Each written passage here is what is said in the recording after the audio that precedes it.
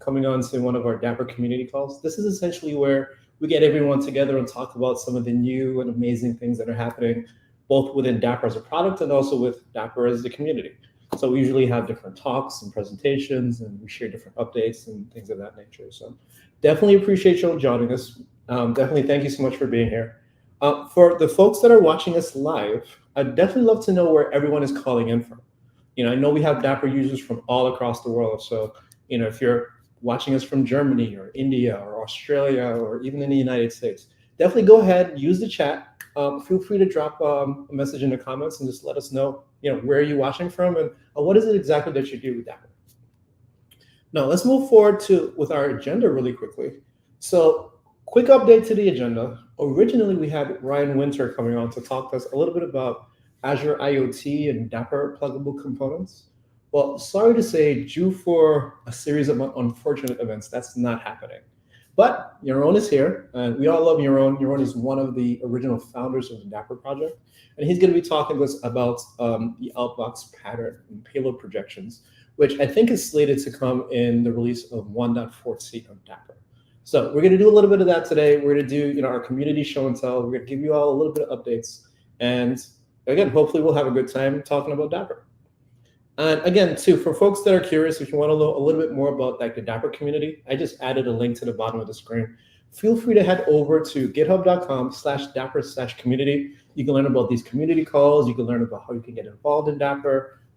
The links to our Discord channel and all that types of stuff is in there. So again, if this is your first time, welcome, and here's a great place for you to get started. Now, I'm going to bring Yaron on, and I'm going to have him just really quickly introduce himself, and he could let us know a little bit about who he is and what we're doing here. Here we go. Hey, Yaron, what's going on? Hey, happy to be here. Nice to have you. So obviously, I know who you are, and Yes. maybe a few people know who you are. But why don't you do a little bit of an introduction for folks that may be new? Let them know just exactly who you are and what do you do today. Yeah, of course. Hi, everyone. My name is Yaron Schneider. I am one of the original creators of the Dapr project. Today, I'm a core maintainer on the Dapr runtime, plus a few other repositories that we have on the project. I'm a steering committee member from Dagrid, which is a company I founded after spending a few years at Microsoft, where I mostly focused on open source and building serverless container platforms like Azure Container Apps and some other services. And we're on the steering committee with Intel, Alibaba Cloud, Microsoft, and Dotmatics, and driving the project forward. And today I'm here to talk to you about a new feature that was highly requested by the community coming in Dapr 1.14. Nice. So, Yaron, I guess you're going to share your screen, and again, you're going to talk to us a little bit about the Outbox pattern. And I'm also guessing you to tell us, what is this Outbox pattern thing? And then also, how does Dapr actually go through and make that a reality for developers to use in a very language agnostic, cloud agnostic, hosting agnostic way? Yeah, of course. So we've actually had the Outbox feature since 1.12. It's still a preview feature. We're hoping to take it out in 1.14, make it a stable feature. And I'm going to walk through what that is and how Dapr solves this pretty hard problem for developers. So I'm going to be sharing my screen, and please let me know when you can see it. I'm pulling up your screen right now. All right, there you go. Take it away. All right. Cool. So we're going to be talking about a new feature that's coming in 1.14 called payload projections. But before that, let's get on the same page about the Outbox pattern, commonly known as the transactional Outbox pattern. So what is it? In short, it's the ability to execute or commit a single transaction across a database and a message broker. And it can be highly useful for reliability and consistency purposes, but it's really, really hard to get right. And the reason is that to make it work, you need to solve a very fundamental problem in computer science, and specifically distributed systems computer science, which is the dual write problem. And that issue is, basically needing to coordinate the same data or payload or message being saved to two separate systems, whether it's a file on disk or a message broker or a database or a config store or even something that's written in memory transactionally. And that's a difficult problem. If you combine to that the Outbox requirements, then you get an even bigger problem. And the requirements for the Outbox pattern are as follows. if you save a state to a database, then you must guarantee that a message is also published as a part of that transaction. So the state save in itself might not be a transaction, but when you add the separate operation to notify downstream subscribers about the state that was saved, you suddenly get a transaction and not just a single database transaction. In the Outbox case, it's a single transaction between a database and the message broker, which is extremely tricky. And then the message must not be published if the state wasn't saved in the database. So if your app saved the state and the state failed, you must not publish the message. And on the same vein, the state must not be saved without a published message. So this is very tricky. And this diagram that I grabbed off of Google basically shows you what it looks like. You have the command handler here on the left. That would probably be your application, your code that's wanting to commit the transaction, wherever it may run, whatever it may be, any type of code. So you're starting a transaction against database, it's being processed, transactions committed, and then the red line here is something that's basically asynchronous and out of line with the database operation. And that's the tricky part to get right, because in these three different actors that are participating, any one of them can go down. The database can go down, the event bus can go down. The event bus can go down after you save the data to the database and before you've actually saved it to the event bus, and vice versa. And the application itself can go down. For example, if you've saved the database and then the event bus errors out and cause your application to crash, which leaves you with state in the database and a message that isn't published. So this is pretty difficult. We might even call this the three-body problem. Now that I think about it, I should actually trademark it. Well, I can't trademark it because Netflix probably did already. Well, never mind.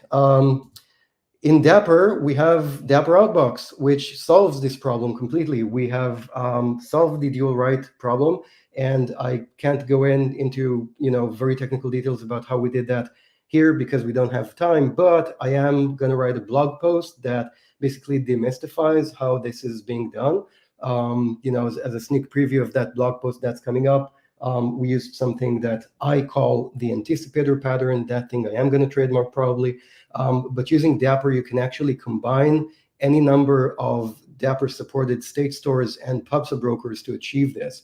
So for example, if you were to write your own Outbox implementation, you would need to solve all of these distributed systems issues, and probably you would end up with something that's very coupled to PostgreSQL or Kafka, or some other combination that you're using of a database and message broker, because the Outbox logic is very, very tied to the actual infrastructure that you're using. But Dapr allows you to swap in and out dozens of different databases and message brokers to arrive at a combination that works for you. So with Dapr, you can basically save a state item to a database, and then Dapr will make sure that that same state is delivered to a downstream subscriber, which is a subscribing application. And all that is pretty great, but we've had one major limitation until now, and that is that the same state you're saving into the database is the same one that gets published into the downstream subscriber.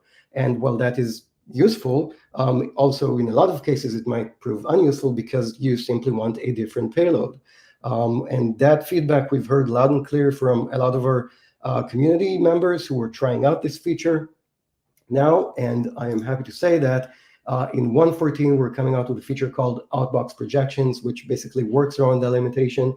And in here, you can see that we have different payloads that are saved with the database and the pub sub. And I'm going to show you a demo of this right now. So I'm going to go over to code here. Can you see my VS Code, Cecil?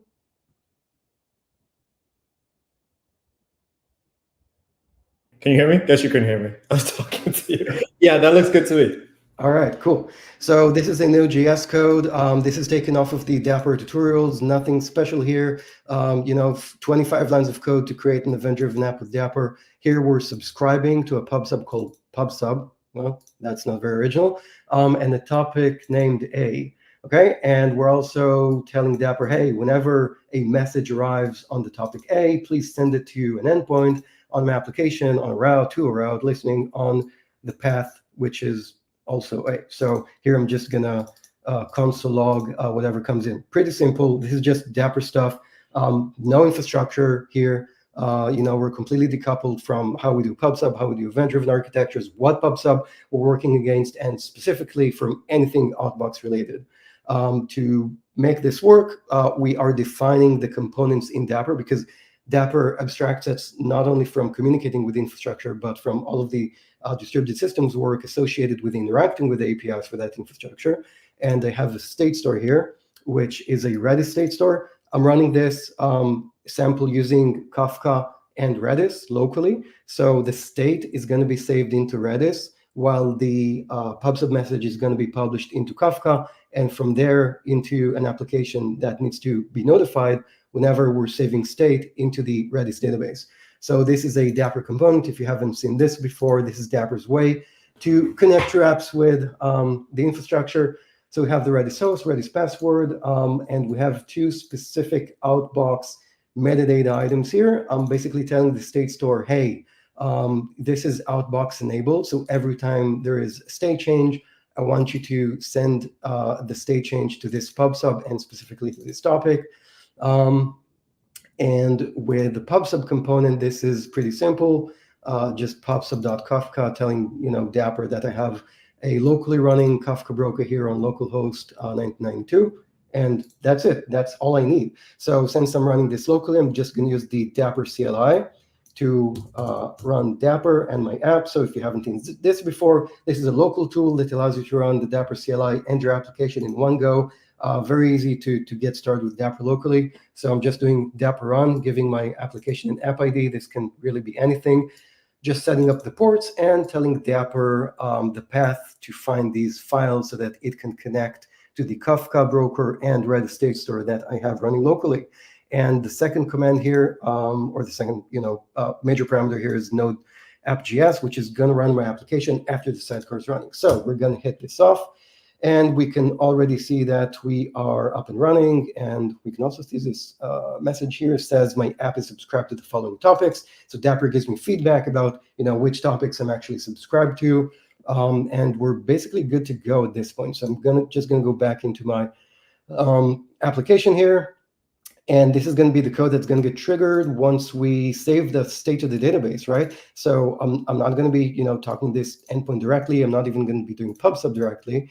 I'm actually going to go into Postman here and show you what the Outbox projection looks like. So first of all, I'm using the Dapr transaction API. This is the same endpoint I would use to just save state in a transactional database in Dapr. And this is basically my request, what I'm highlighting here. Let me just zoom in a little. So we have an operation, it's an upsert, and this is the request data. So I'm saving a key of 1. And this is the value. This is the value that's going to get written in the database, or that should get written in the database. So my key is 1 and my value is 2. And if I basically just publish this, then it would save an item to my database. But now, and also published it to the end topic because we have Outbox configured. But since we want a different payload to be sent to my application, we can now use projections. And you can see that my operations is an array, which means I have a different second operation here, which is the same as above, with the only difference being that the value is different.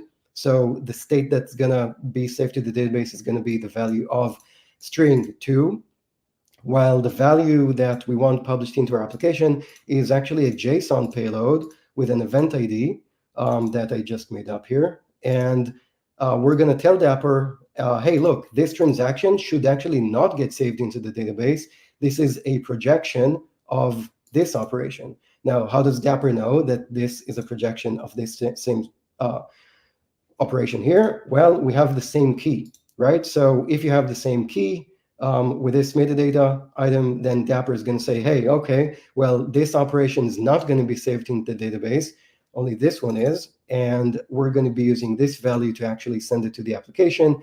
And in here, you can actually override all of the cloud event headers and fields that also get sent to the underlying subscriber. So for example, if you wanted to override the cloud event subject, field, or ID, or whatever, you could just put it inside of the same metadata here.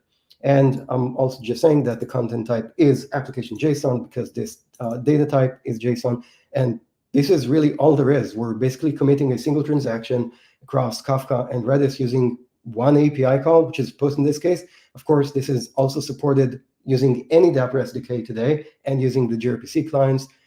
There are no special things you need to do in the Dapr SDKs to get support for this. And yeah, let's see if it actually works, because this is a preview feature that's coming up. Well, right now it's a preview feature because it's in our master branch, but it's not in a version. So let's run this. And by the way, one last thing to mention is that if I were to remove this metadata element here, this request would fail, which is what we're expecting, because this is an invalid transaction. Because had we removed this, Dapr would have tried to basically publish two messages, no, not publish, save two messages to the database with the same key. And that's an invalid operation. And Dapr would let us know that we're trying to do something that is invalid. All right, cool. So let's do this. And I'm just going to save this. We got a response back, 24 milliseconds. And let's go back into our code here. And as you can see, let me just bring this closer. Our application logged the event ID, and this is the payload that we specified in the projection that you just saw. And if we go back here and we get the state, no, this is not the correct one, and we get the state. So this is a get operation just to see what kind of data we actually saved in the database. This is going to return us the string value of 2. Let me just zoom in on that a little. Bring this up. Yeah, so we can see that we saved a different state in the database, published a different message to the underlying broker, and it was all done via a single transaction. If any of them would have failed, we wouldn't get the state saved in the database. We wouldn't have gotten the event published to the underlying subscriber, and we did that with a single HTTP call. Okay, so I think that's all for here. I'm going to go back and stop sharing, and we can take it up for questions. I actually have a lot of questions, to be honest with you, but I'm going to give folks a chance. If everyone that's watching, if you have any questions for Yaron, feel free to go ahead and drop them in the chat. And I'm looking at the numbers. I noticed a lot of you are still coming in. So if you don't know what we're talking about, if you're just now joining the stream, Yaron just kind of went through preview support for the Outbox pattern that's going to be in Dapr. I think the goal is to have this in preview in 1.14. That should be coming up later on in the year at some point, right? Is that correct, Yaron? Correct, yes. Okay. So Outbox is already supported since 1.12. If you have Dapr 1.12, you can already use it. Again, commit a single transaction between any of the supported Dapr transactional databases and really any message broker that supported Dapr. This Outbox pattern supports all message brokers. And yes, in 1.14, we're going to allow you to decouple the state that gets saved in the database as opposed to the actual, cloud event that gets published to the underlying subscriber. Nice. One of the things I love about some of these newer Dapr features that we're getting is that it looks like they're being composed from existing features. Yeah. Like as you were talking about it, and I'll bring up like workflows as an example, which builds on an existing feature, which is actors as an example, right? And then what you're showing us now, like some of the Outbox patterns that are built up on the state store and the cloud events support and pub sub, right? And you showed an example of using transactions and some of these types of things, right? Like I love to see how like some of these things are starting to get composed from like, I guess we can call them the foundational bits, the foundational features of Dapr to create like some of these higher level abstractions. Are you seeing like more of those types of requests coming in from users as we're going? Definitely, for sure. I think we spent a lot of time building all of the fundamental infrastructure needed in Dapr to arrive at a place where we can compose higher level architectures using 2 or more Dapr APIs combined together. Workflows is definitely a combination of actors and some state store stuff, and a new building block based on an existing building block. Really, Outbox is kind of the same as far as the user is concerned. It ties in 2 APIs, but this is the first feature I think that really ties in 2 distinct APIs that users can talk to independently, where workflows is a new building block. Outbox is a new feature on top of an existing building block that uses a different one. So yes, we're definitely going to see more and more of these things coming up for sure, because these higher level features and abstractions are the most useful. And now that we have all of the machinery needed in Dapr to provide for these higher level features, we're certainly going to make more usage of that. Gotcha. I know one other feature in Dapr that I'm pretty sure you're probably a fan of too is the resiliency support. Mm-hmm. Does this new feature that you have, does that pair well together with like the resiliency stuff that's already baked in the box? Oh yeah, for sure. So, when you're saving the state to Dapr, when you're telling Dapr, hey, save the state transaction, which is in my demo, it was coupled to the Outbox pub sub, where we're basically saying, hey, save the state into a database and then publish it. You can apply resiliency policy, any resiliency policy for the operation. So if the entire operation fails for whatever reason, pub sub went down, state store went down, Dapr can actually retry this in an exponential manner, an exponential backoff, just a linear retry. You can actually send the message even to a dead letter if the underlying subscriber wasn't able to receive the request. And you can also put a resiliency policy on the underlying subscriber, which is really decoupled from the database. So if Dapr isn't able to send the message to the underlying subscriber, it will just retry. So yes, you can put resiliency policies both in the database operation layer and the pub sub layer, and it'll just work out of the box. Nice. So you mentioned this is coming out in 1.14. What are some of the things that you think you need right now, or does the team need right now for this to go from preview to not preview, to GA?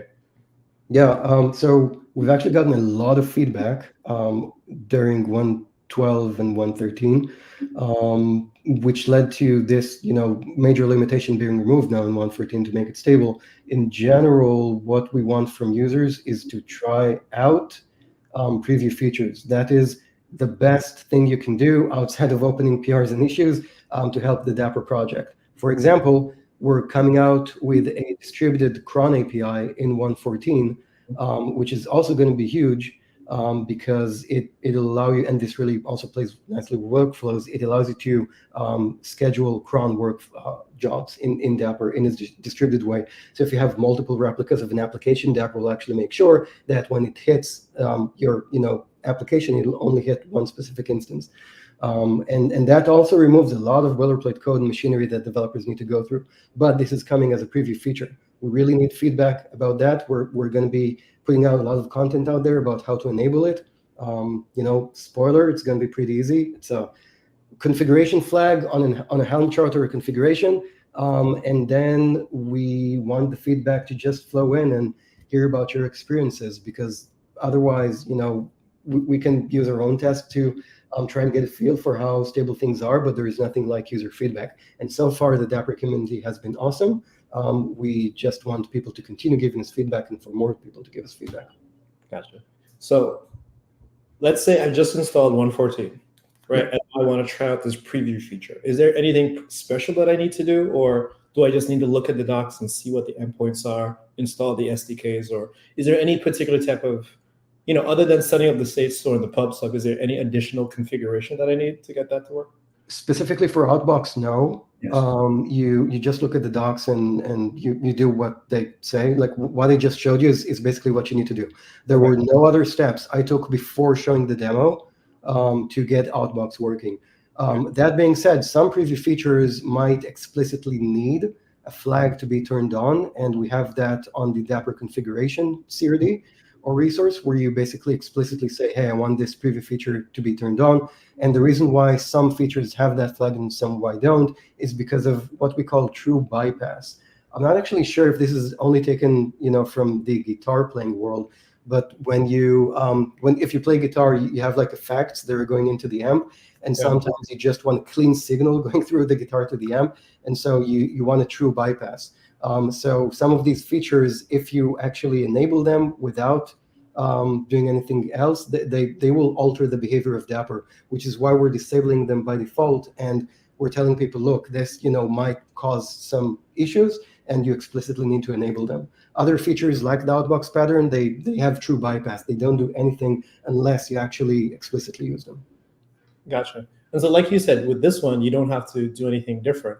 And because we did have Outbox support before, like you said, in 1.12, this is more so just like adding on to like some of the existing functionality today. And so it's not going to, like, we're not expecting breaking changes. We're not expecting, any of the existing investments you made in Dapr to be influenced by it. But now this is more so just like a +1 to something else that you're able to do. Correct. That's very true. Yeah. It's nice. Well, it doesn't look like we have any questions from folks. Again, at any point in time, if anyone has any questions, I definitely recommend that you feel free to reach out to Yaron or any of us on the Discord channel or Twitter or on LinkedIn or on any of the many social things that people are connected to. Yaron, yeah, and again, just to tell everyone, if you missed the demo and if you came in late, then just watch the recording. It's going to be up on YouTube. Yeah, it will be up on YouTube. But that being said, we're not done yet because there's more stuff to do. So I'm going to bring up my screen really quickly. And we're going to go through the community, some of the community updates that we've had. So actually, I think what I will do is I'm going to switch over to my browser. So as you know, like Dapr has been, the community in Dapr has been so active. I really appreciate all of the things that you all do, from writing blog posts to submitting issues to, creating these samples and things of that nature. So, in every community call, we like to highlight just a few of our community members that have been doing some really great stuff. So in this particular series, I think this is the first part of, hopefully a very lengthy series. Vladimir here is talking about building cloud native apps with, Dapr and Go. Surprisingly, I don't see a lot of folks talking about Dapr and Go. And, Dapr is written in Go, so that kind of just makes sense to me. So it's kind of great to see him kind of going through this. Again, this is very much of an introductory series, talks a little bit about Dapr, Kubernetes, the sidecar pattern and things of that nature. But definitely worth a read, and definitely looking forward to, the next parts of this series that Vladimir is going to put out. Next one, I'm going to take a look at Tempest. If we head over to the CNCF, there's a few different case studies that they've released.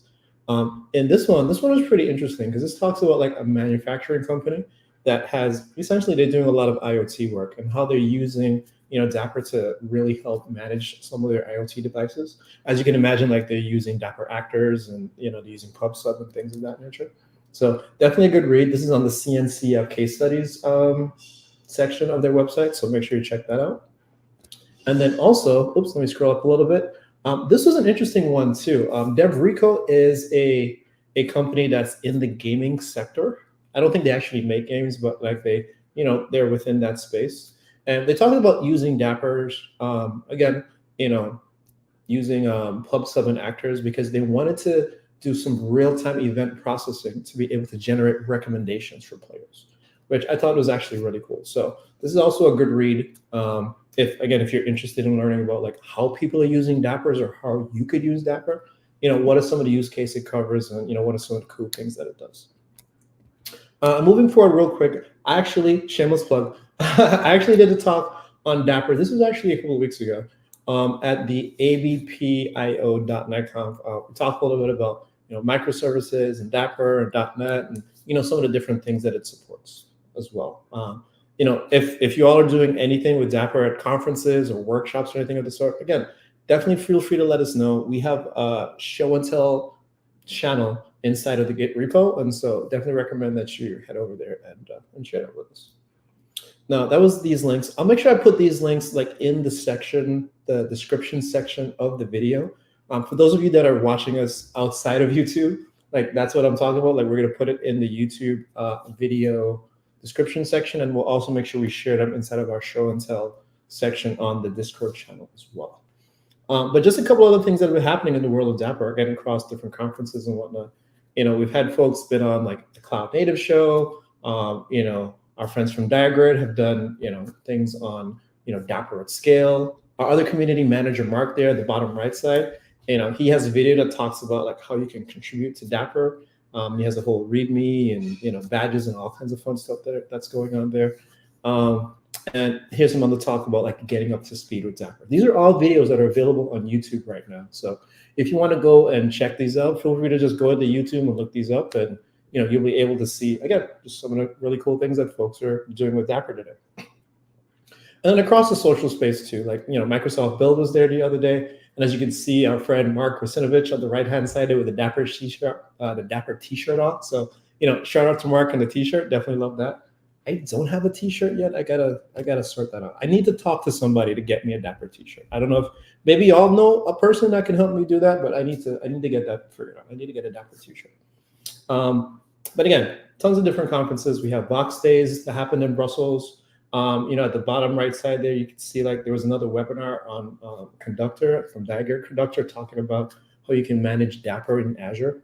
Again, tons of stuff on social, folks talking about using Dapr and how it works. Here we have Computer Weekly. I think these ones are coming from LinkedIn. So again, if folks want to head over to LinkedIn and check some of these things out, you can as well. Now, with that being said, this is pretty much like the end of the show. Again, if folks are interested in just contributing to Dapr, being a part of the community, we have a couple of perks. Not too bad, right? We have some of these presenter badges that we have. So if folks are willing to come on and do a presentation here, either at a conference or maybe even at one of these community calls, you'll be eligible to get one of these Dapr presenter badges. And then if you help us like updating the docs or writing blog posts or anything of the sort, you can even get this, this writer badge as well. Like that's super helpful. And even just for being here, everyone is eligible for getting a community supporter badge, right? So just for you being here, you could, click this little QR code, scan it with your phone, or pause your recording and, whatever it is you need to do, copy that link at the bottom. And then you'll be able to claim this badge on HoloPen as well. So definitely feel free to go ahead and grab some of those if you like collecting badges, right? It's kind of like Pokemon, like you gotta catch them all kind of thing. But with that being said, folks, again, thank you so much for being here. This is the end of Community Call 104. We do these bi-weekly, so you can expect the next one in about 2 weeks. If you're interested in learning more about Dapr, again, we have another QR code for you, or you could even just check out some of these links that are here. We have the Dapr website, the YouTube channel. We have tons of quick starts that are available on our GitHub, the Discord channel, and also we're very active on Twitter as well. So again, feel free to reach out to Yaron if you have any questions about 114 and the payload projection support that he talked about when it comes to the Outbox pattern and anything else that's going on with Dapr. So again, with that being said, thank you all so much for being here. Really appreciate it. And we'll see you next time for the next Dapr community call. Bye, everybody.